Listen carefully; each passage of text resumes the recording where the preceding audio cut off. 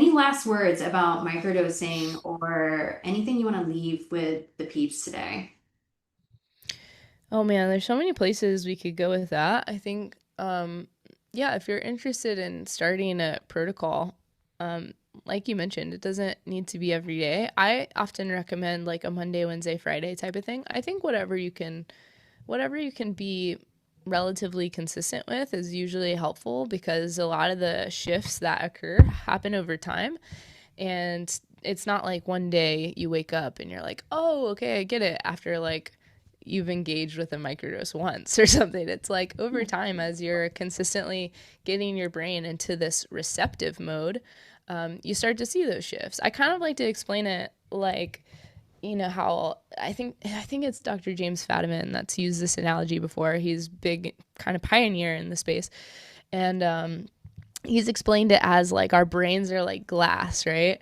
And glass is not easily bent or molded or shaped.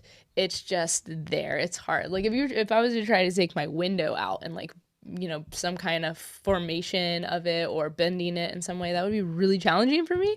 But like if I put a glass blower to that shit and heat it up, all of a sudden it's able to be shaped and molded and put into these different formations. And that's kind of what psychedelics do for our brain. They're kind of like the glass blower that is applied to allow them to be shaped into whatever we want them to become. So instead of being controlled by something, you step into being the controller, the author, the writer of your own story, the creator of your own reality, using certain tools that can help you to really feel like you can get in the driver's seat and start to feed it new information and create new patterns in that way. So I like to see it as such. Like, here we have these hard formed brains that are like maybe not steering us in the directions that we want to go or helping us to become the people that we want to be. What can we do to actually start to create those shifts over time? And it's not right away. Like, I think that's kind of what I want to leave with people is like these shifts don't occur overnight. They occur with time and consistency.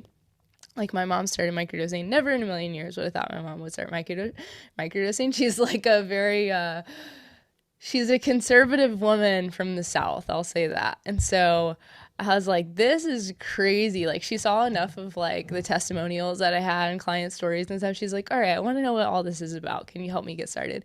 And so I helped her get started on a protocol. She's like 4 weeks in. She's like, I don't see anything. I don't notice any shifts. I'm like, it's okay. Like, sometimes you start to notice smaller, subtle shifts over time.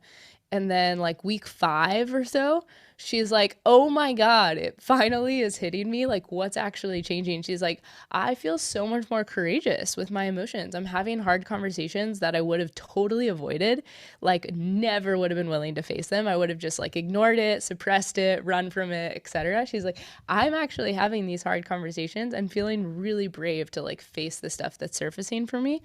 And my aunt was like, what's going on with your mom? Like, she seems so much more like, she seems so much happier. She's like way more in tune with her emotions. Like, what's going on with her? I was like, my mom's microdosing right now. So that's maybe what's going on.